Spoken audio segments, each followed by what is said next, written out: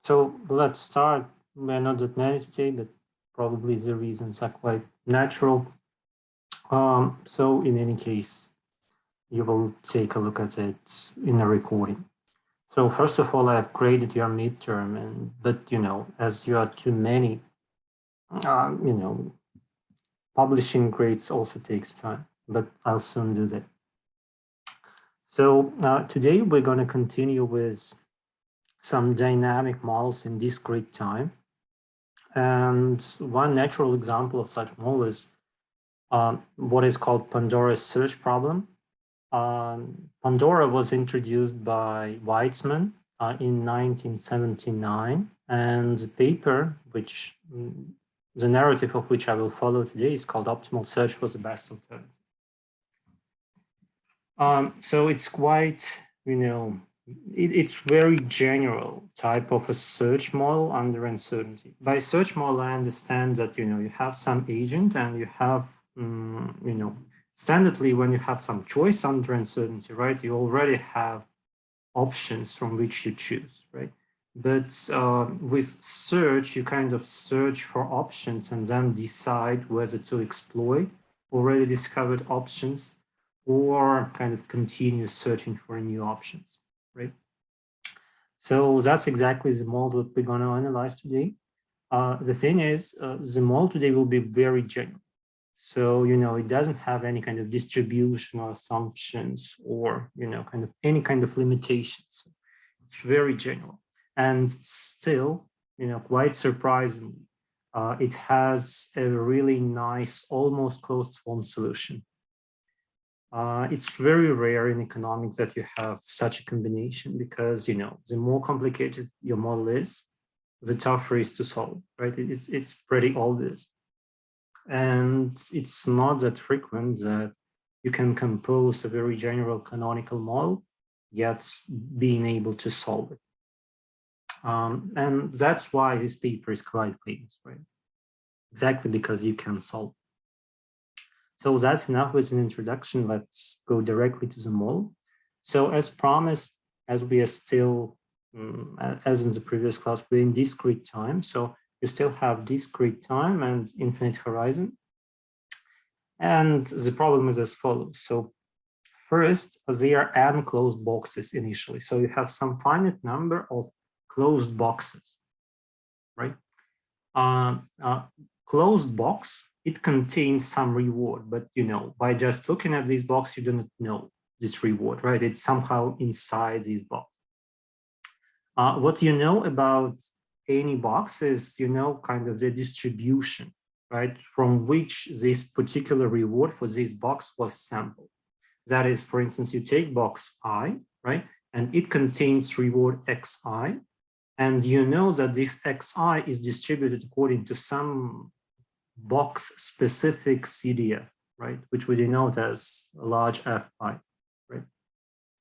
So you know the distribution from which you can get the reward by opening this box, but you do not observe the exact reward, right? Also, opening box I costs you some CI. That is, you see here you have very box-specific, characteristics of each box, right? You have that boxes have individual distributional functions, right, of their reward. And also they can have individual costs of opening them. We assume that just, costs are non-negative, right? So it indeed costly to open a box, but you can safely assume it's zero, for instance, so it doesn't matter. Then also what we introduce as a parameter of box I is that, in which horizon you actually sample this reward. That is, once you decide to open box I, right, you do not instantly receive this reward xi, but in general, you can assume that you observe this reward in ti periods, right? Because, with this knowledge of these boxes, you can assume that these boxes are just undiscovered technology, right?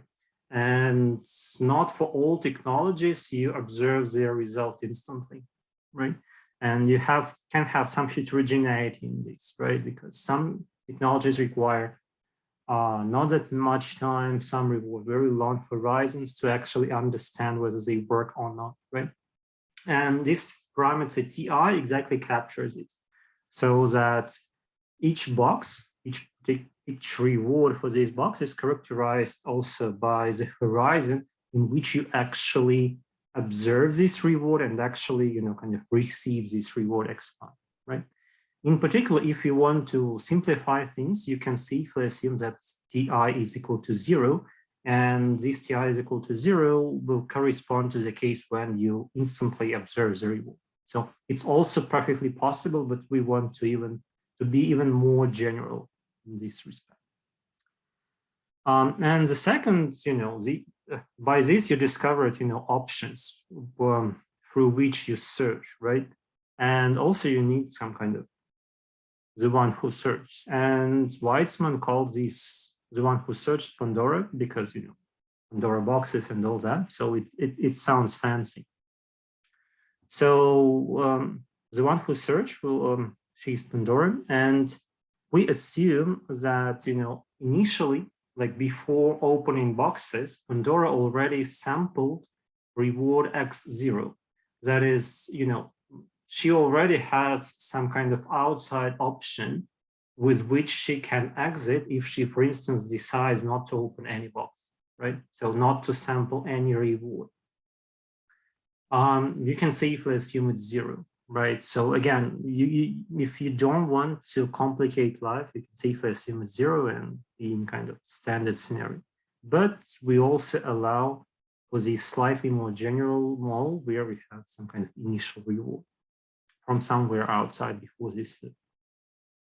Then in each moment in time, remember time is discrete. So in each moment in time when she can, right, she decides whether to open a yet closed box or to terminate search, right?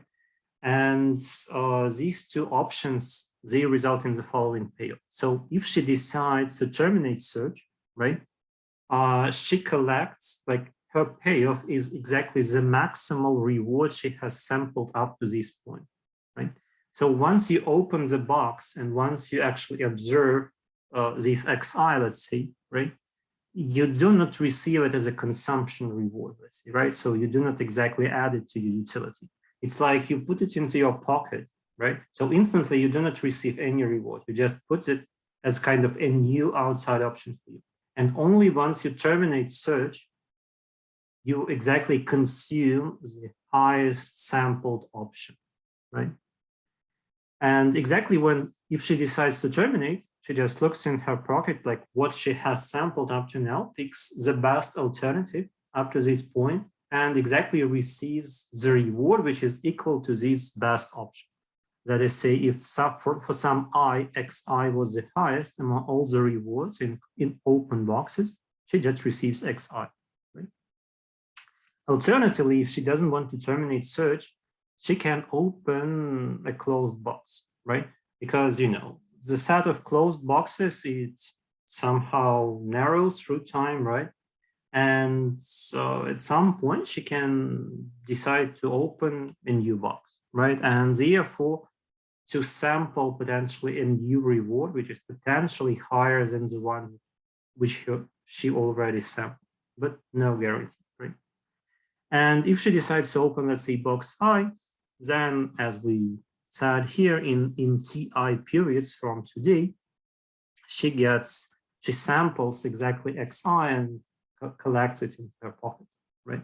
And again, then faces the same decision in the next period, but after TI periods from today. That is, while you do not observe XI, you cannot open new boxes, right? So while you wait for this XI, you just stay idle. So you cannot just, okay, I'll wait for this XI to arrive to me, but at the meantime, I will explore some new boxes. No, you can't do this. So you just wait these TI periods. So that's it. Any questions regarding the statement of the model?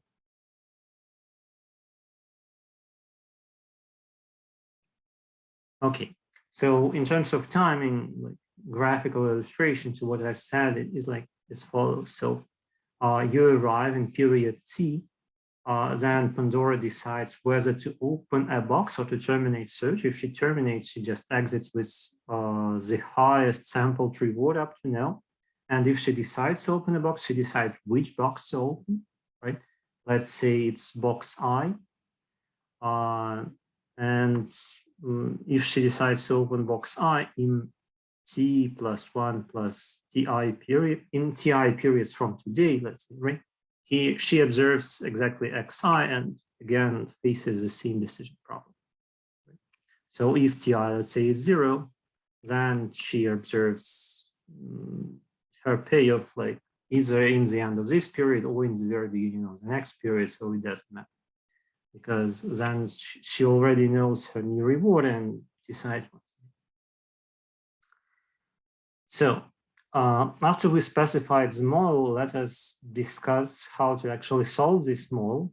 And you should already get used to that. In dynamic settings, we need to use Bellman equation, right? And this will be a particular Bellman equation in discrete time.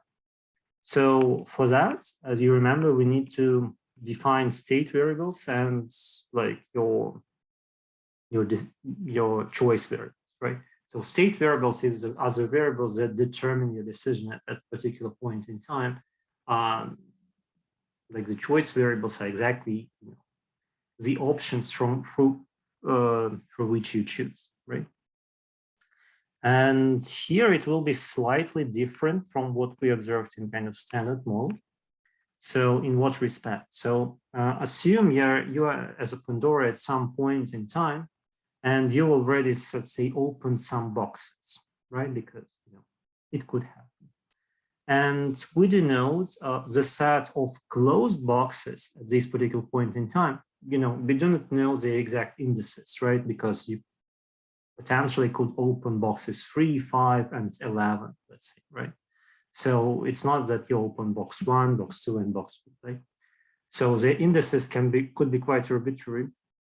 And we assume we denote with these indices like the set of closed boxes. So it's like box I1, I2, and IK are closed. So it's like K closed boxes and N minus K open boxes. And we denote the set of closed boxes. We denote this set is not like box I1. We denote these boxes as just indices. So this set contains just, numbers. And with S, we denote the set of closed boxes. And with the remaining index set, right, that is the set of all boxes. Remember that initially we assumed that there are n boxes, right? And the index was just 1, 2, and so on. So the remaining boxes are therefore opens, and we denote the set of open boxes as just this upper bar under S.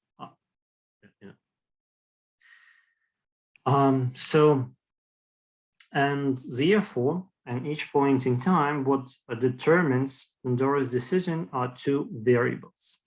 And here are variables, I understand it in kind of general sense. So first, what determines Pandora's choice is the set of closed boxes, right? Because alternatively, we can say that the set of open boxes determines Pandora's decision, but because it's one-to-one correspondence. Once you know the set of closed boxes, you inevitably know the set of open boxes and vice versa, right? But if you like kind of forward-looking, right, you just want to know what you can expect in the future, it's kind of more natural to assume that the set of closed boxes is relevant for you, right? Because it contains some non-sampled rewards. So we assume that what determines your decision, like first variable, is the set of closed boxes, right? That is the indices of these closed boxes. And the second, what determines your decision is already sampled reward, right? Because potentially you can expect that the higher reward you've already sampled, right, the less you're willing to open a new box, right? Especially if, let's say, the distribution of these boxes, right? The distributions from which rewards are sampled in these boxes. So in particular, if the distributions are quite bad, right, there is no reason to continue searching and therefore postponing consumption of your highest utility, because remember, you discount future, right? Therefore, you just more willing to terminate. So you already sampled reward, right? The highest among them is also relevant for your decision. And we denote the highest reward that you had sampled up to now as just one. So here it's just the maximum amount already, this outside option. Remember that initially we assumed that you have x0, right? And therefore I added 0 here in the index set. That is the maximum between x0 and x's from the index set of open boxes, right? Because you could sample already some rewards from open boxes. And the strategy is kind of, is actually contains two decisions, in fact, right? The first decision is a decision whether to open a new box or to terminate search, right? That is, you decide if you want to terminate or you want to continue. And once you decide that you want to continue, then it's another choice problem for you. You decide among closed boxes, like which box to try, right? So it's kind of, I understand it's still more or less like one decision, but canonically speaking, it's like it's two decisions in your strategy. Any questions regarding the strategies, state variables, and all stuff like that? Okay, so then we can naturally write a Bellman equation. And it's as follows, right? So you have two state variables. Remember, it's just S and Y. And here I ordered them that first will be Y. Y, remember, is just a scalar, it's just a number. The second variable is actually the indexes, right? So I also have a slide about that, but already now we probably should discuss it, right? Because you got used to that. Your state variables are just numbers, right? Or just scalars, some variables. Here, your state variable is just some index set, right? And it really looks kind of strange, and it's not really clear how would you solve this, right? But in any case, right, let us first write a Bellman equation, and then let us discuss how you can solve it. So your value today, right? Remember again, you have two state variables. You already highest sampled reward Y and the set of closed boxes, right? So your value from having these state variables today is as follows. So remember, you have just two options, right? To terminate search or to continue search. So if you decide to terminate, you exactly get the reward Y, right? So this first line here in the Bellman equation, it corresponds to the option of terminating search. In this case, you exactly get Y. And the second option is actually to open a box, right? And among all these boxes, if you decide to open a box, you choose the one which gives you the highest reward, right? Not just instant reward, but generally the highest possible value, right? And therefore, among all the boxes which are closed, remember the closed boxes are within set S. So we maximize among indices, right? Such that this net utility is the highest. Because once you open box I, what should you do? First, you should pay cost of opening this box. So it's minus CI, right? So it's instant payoff that you have to pay. Then remember that in TI periods from today, you actually get the reward, right? And there can be two subcases, right? Once you get a reward, this reward can be higher than the already accumulated highest reward Y, or it can be lower, right? If it's lower, that is, you open box I, you know the distribution of payoffs here, right? It's exactly Fi of Xi. So if your payoff is below Y, right, then you move to the state with the same highest utility, or with the same highest reward, right, with the same Y. But the set of closed boxes it's just the same as it was before, but you erase box I, right? So once you sample your reward, which is lower than y, that is why you have upper bound y here in the integral, right? You move to the state with the same highest reward and one last box, right? Understand that, here you do not have any uncertainty, so that there are two alternatives. You can put it within integral here, but you do not integrate with respect to y. Let's say you integrate with respect to xi. So this value function is just a constant, right, for this integral. So the second part of this reward is for the case when sampled reward xi is higher than y, right? So that once you sampled xi, which occurred higher than already highest reward y, right?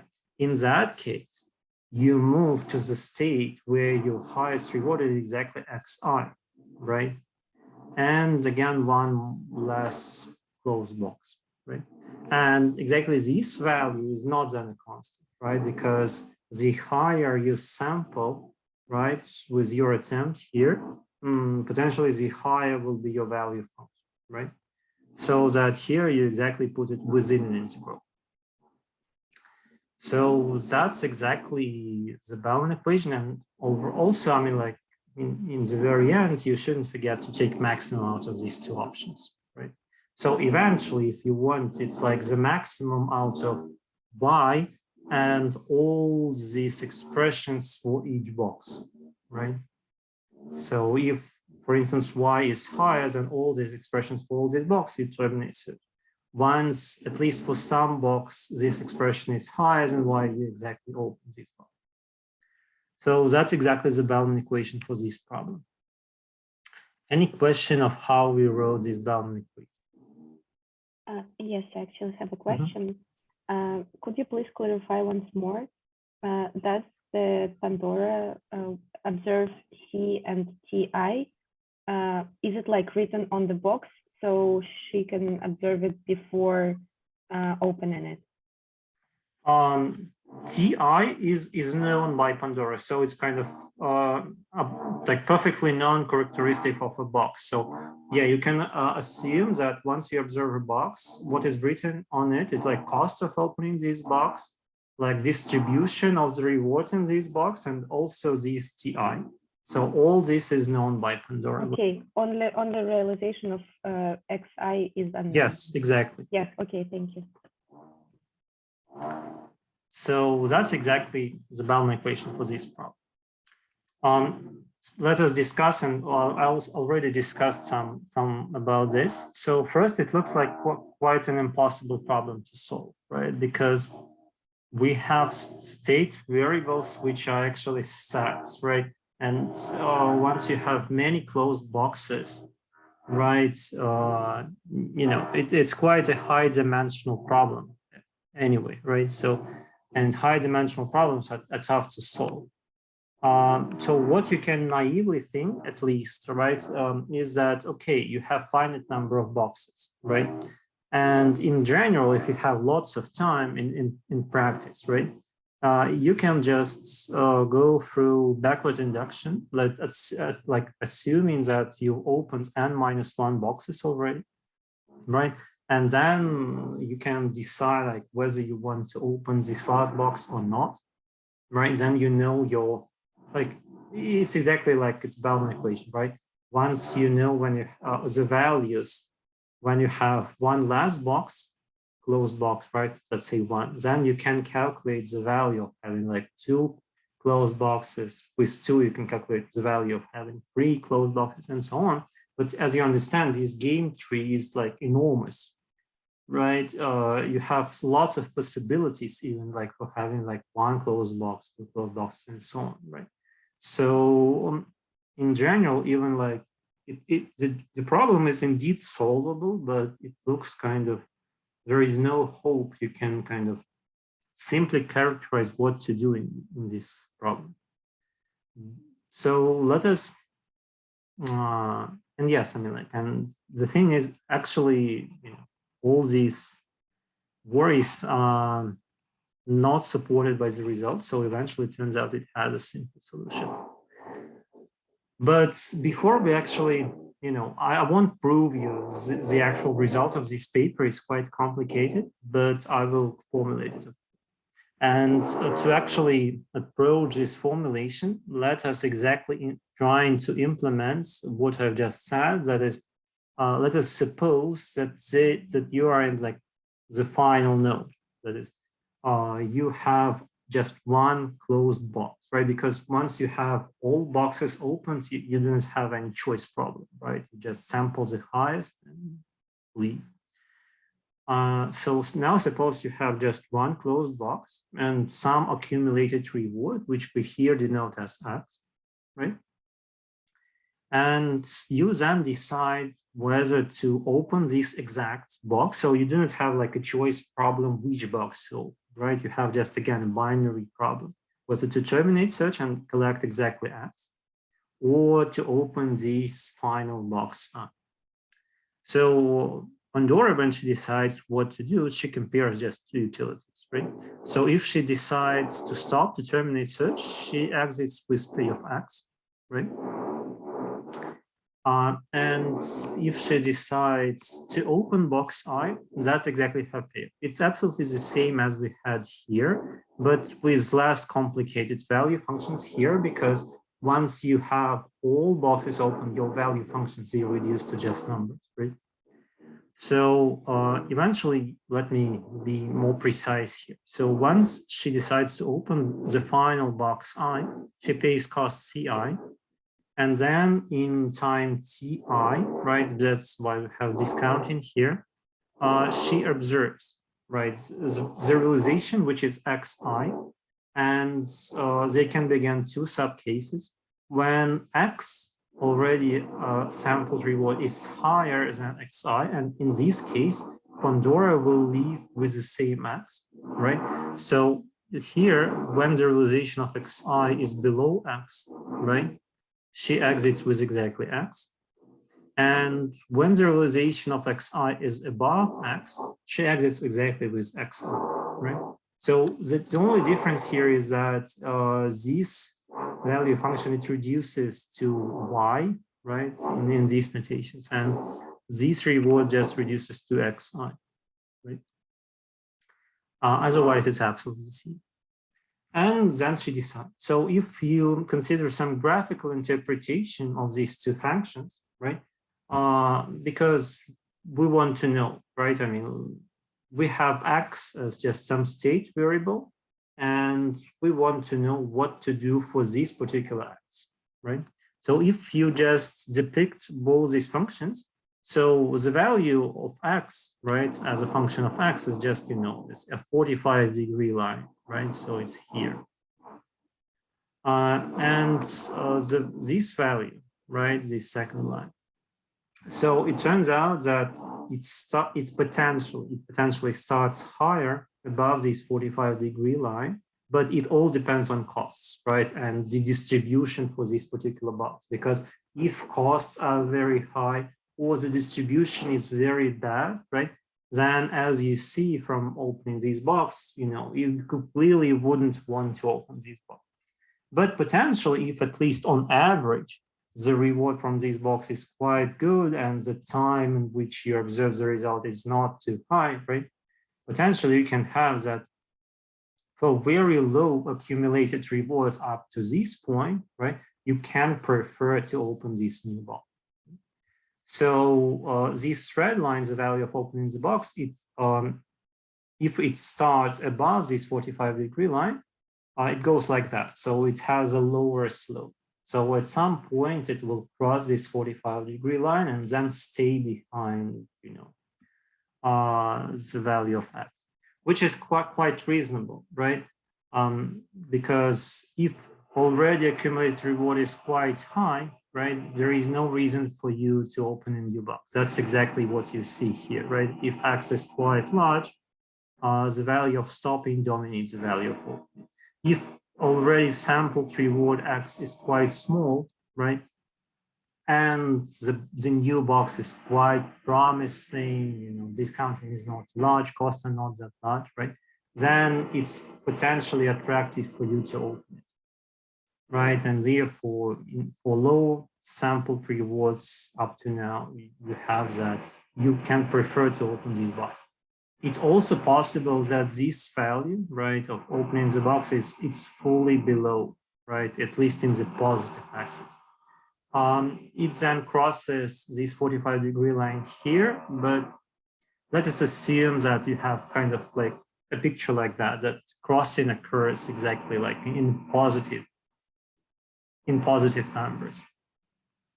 What is important about the graphical interpretation is kind of, in any case, you have a threshold solution, right? That is, for already high accumulated rewards, you prefer to stop search. And for low sampled rewards up to now, you prefer to open a box, right? So that's simple. And therefore, by just looking at these two potential options, we can formulate the Pandora's optimal decision rule in the following.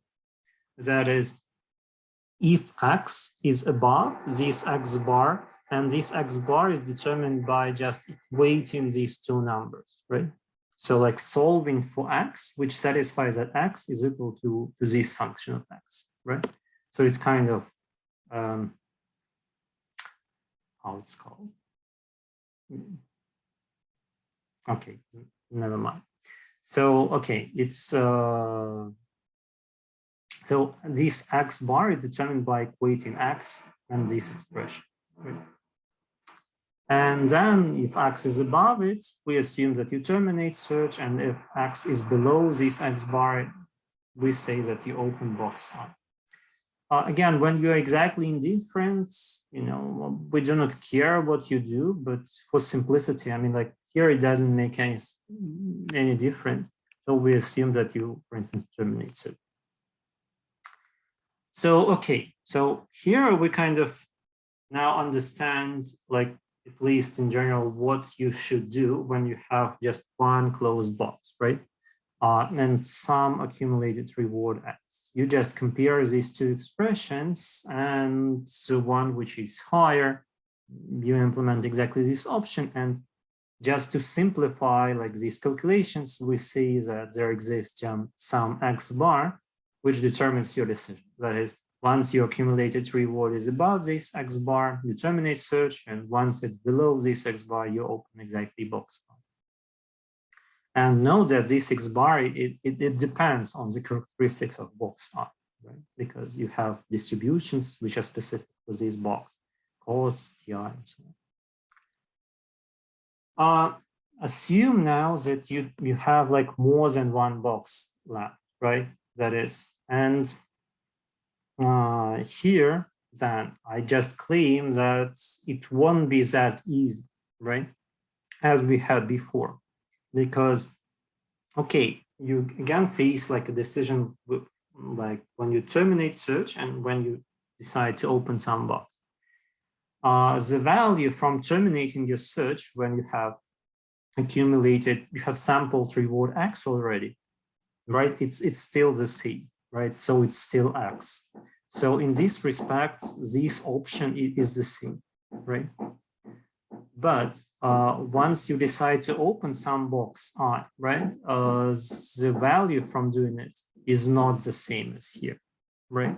So now it will be different because once you open this box, right, and once you, let's say, have a reward which is less than X, you do not exit with exactly X. So you are not surely terminate your search in the next stage after, right? You can open a next box as well. So therefore, you know, here it's like a richer strategy set for you. It's not just to sample reward now and terminate search, right? Because if you do not sample the reward higher than X at this stage, at the next stage, you will have another box, which you can also open and so on. And as well here, even if your reward now will exceed X, so you will get Xi now, you can try your luck again and open another box after that. So again, your values here will be more complicated. They will be exactly like, like here, right? So eventually it will turn that, our strategy of solving this problem will not generalize for when you have like 2, 3, and more boxes closed, right? So we won't be able to solve it that easy. And the more surprising is then the general result, actually, because it just states that this simple decision rule that you have at the very final stage, you can still use it in all other stages as well, and this will exactly replicate use the optimal decision rule.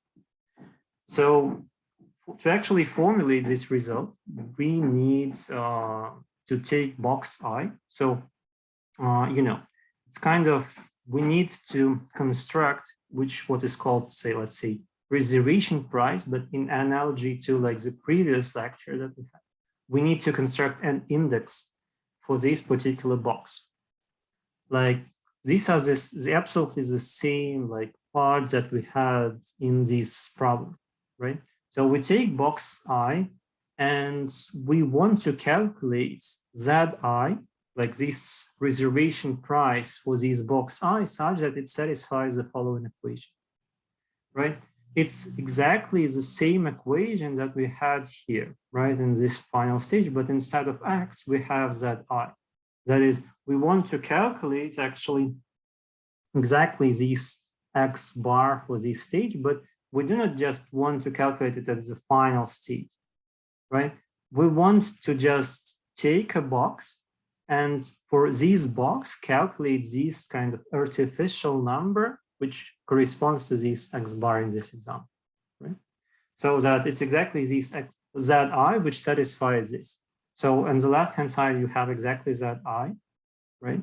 And in the right-hand side, you again have the same value of opening box I. So you have costs, you have discounting in TI periods. And again, here is like the probability with which you sample something below Zi, and then you see with Zi.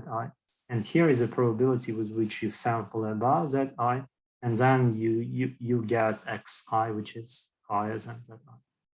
So what you do, basically, you do not assume that you are at the final stage of the game, right? When you have just one box to open. You just say, okay, let me calculate these X bars from this example from each box in the very beginning of the problem, right? So here I'm not saying that, I'm not proving you anything. It just, it just from, it's my discretion. I just want to calculate these numbers for each box. And what I show here in this example, that exactly these numbers will be relevant for you when you decide about the final box, whether to open it or not. Because these Zi's will exactly correspond to these X bars, right? They will be equal. So, and exactly these Zi's for box I will exactly, replicate you the optimal strategy. That is, once you calculate the Zi, yes, I mean, like then you will have exactly the strategy when at the final stage, right? That is when X is above this Zi for this particular, then you terminate search, and when your already accumulated reward X is below this Zi, you open box I. That is for the final stage, only for the final stage. Now, let me just, somehow work with this definition of the reservation price of box I. So let me first transform integrals a bit. So it turns out that what you can do is you can rearrange terms slightly and arrive to an expression like that. I'm not saying it's very it's that convenient in comparison to the original expression, but it's believed to be slightly more convenient.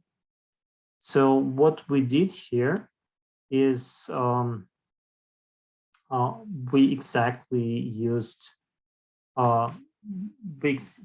here we exactly use that, here you integrate basically from -infinity to Z, you integrate exactly that. So it's a flat function.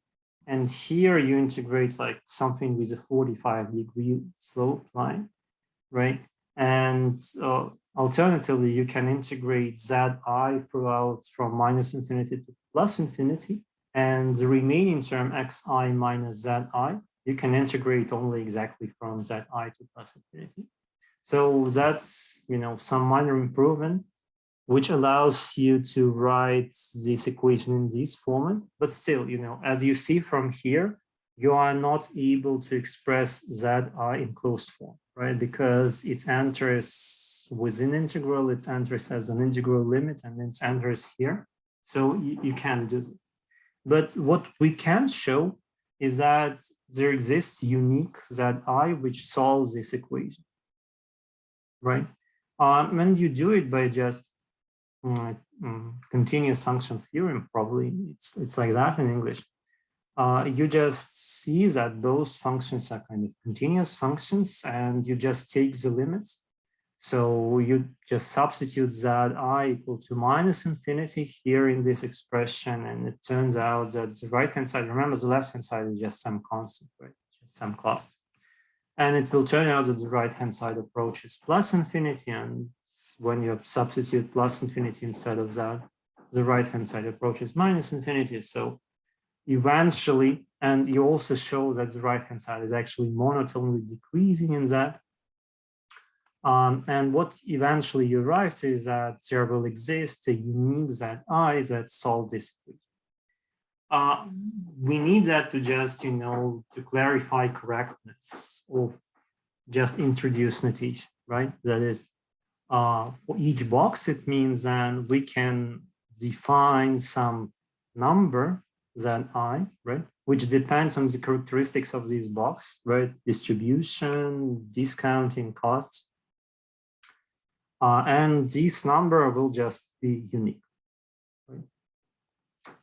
And actually, then we are able to formulate the theorem of this paper, which is particularly simple. And it just says this reservation price is a fully determined your optimal strategy. That is, if you decided to open a box at this particular moment, then you open a box with the highest reservation price. That is, for each box, you've just constructed these zi's, right? You calculated them, it's just numbers, and they stay the same for all closed boxes, right? So they do not change throughout the game. And then you kind of, if you decided to open a box, it should be the box with the highest reservation price. And once, if you decide to terminate search, it has to be because the reservation price, the highest reservation price, right, among closed boxes is smaller than the sampled reward. Right? That is, your already sampled reward is higher than the maximal reservation price among closed boxes, then you terminate search. So eventually, if you're looking from the start, you just go through boxes in order of their reservation price. So you start with the box with the highest reservation price, you open, you observe what you sampled, and then you see whether it's higher or lower than the highest reservation price among the remaining closed boxes, right? If the sampled reward is higher, you terminate search. If it's lower than the reservation, than the second highest reservation price, you continue with the box with the second highest reservation price, and so on. So it turns out that with kind of these equations, right?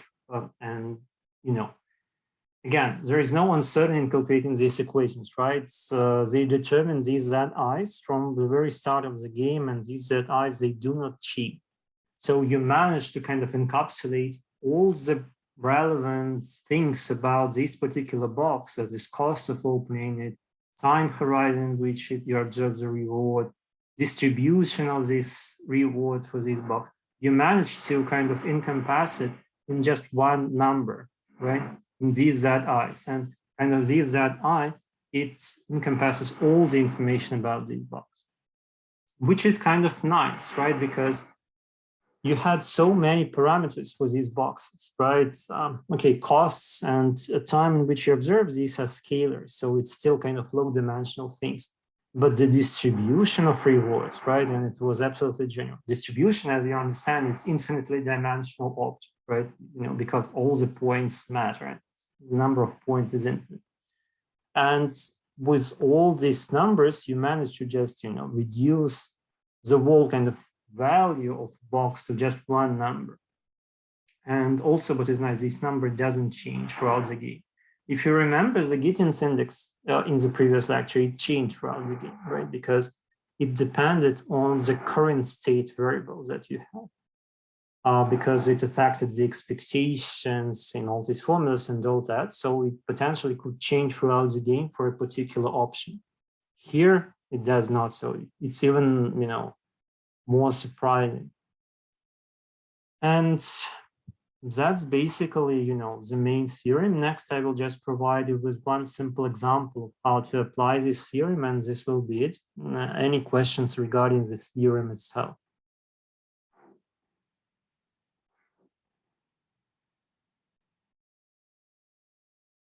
Okay, so let us try to apply it in very simple example. So, well, in which sense it will be simple?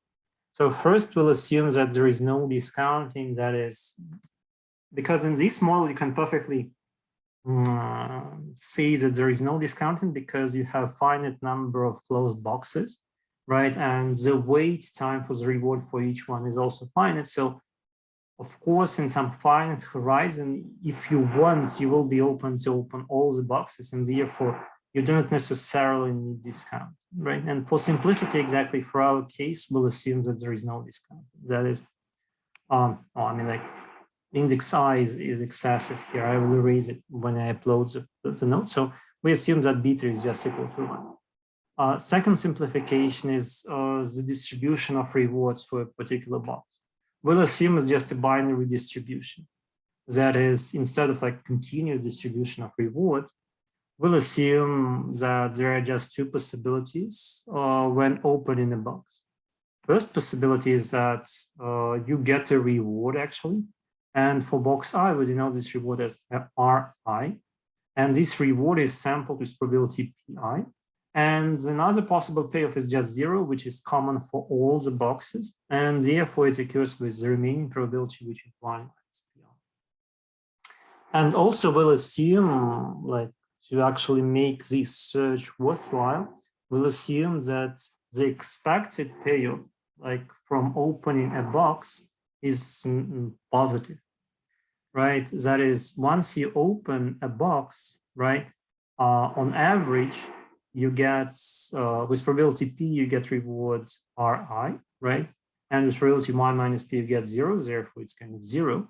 And you pay cost Ci. And we assume that kind of your payoff here, your net payoff from opening box I is positive, right?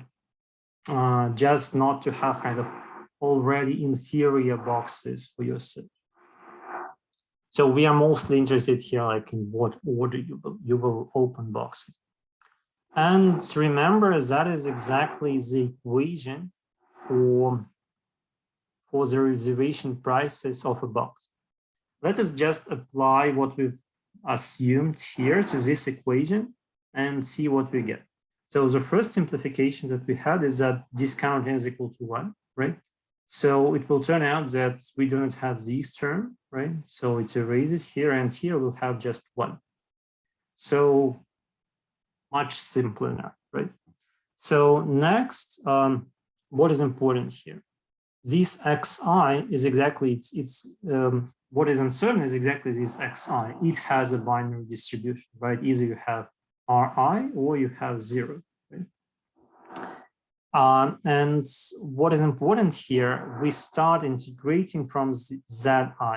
And we actually do not know how this Zi is related to 0 or to Ri, right? So it can be that Zi is, let's say, negative, right? And then you have to integrate both 0 and Ri.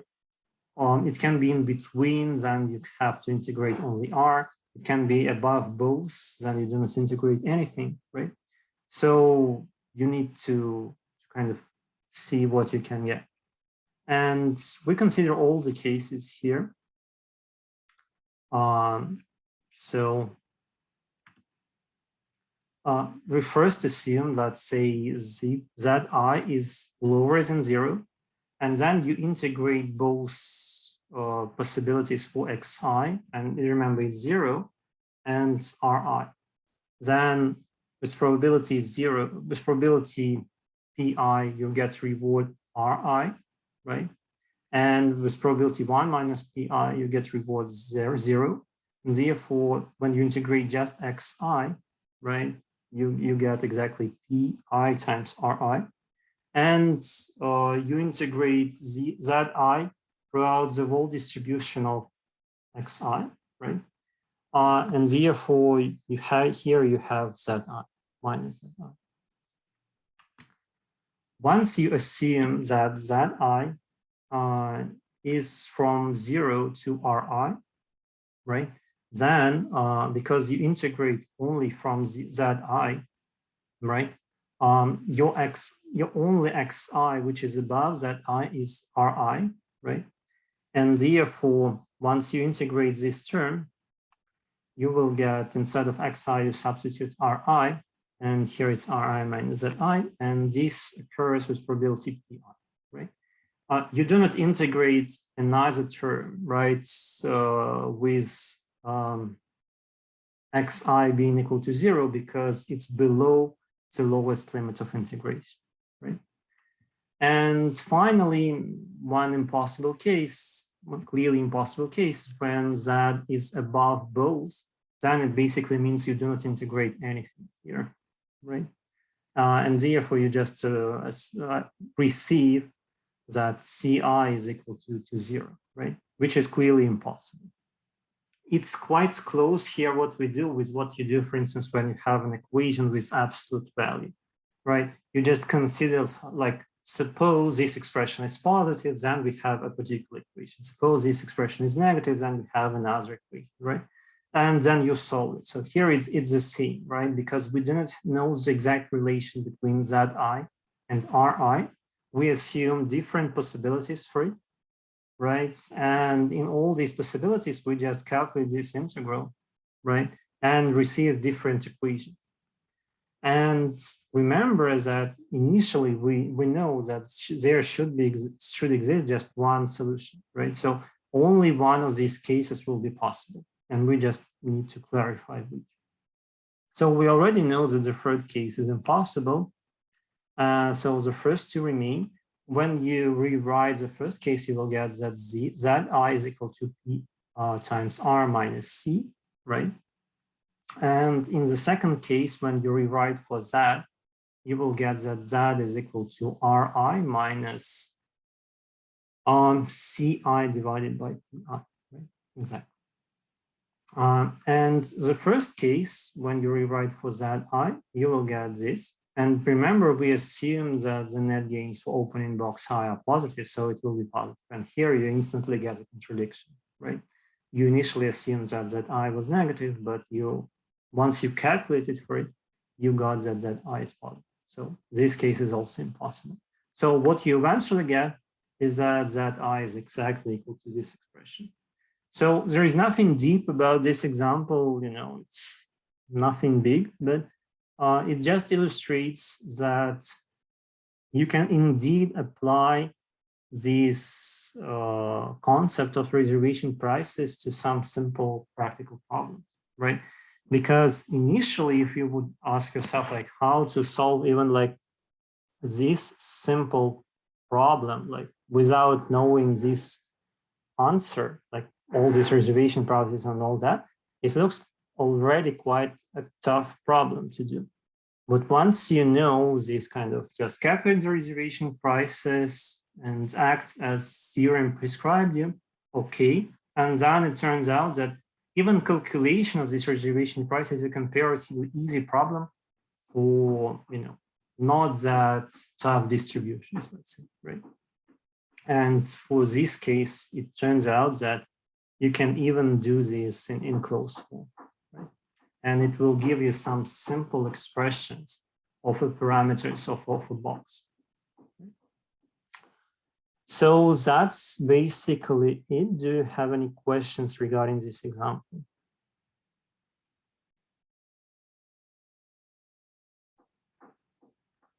Okay, then that's basically it. Something that I want to show you.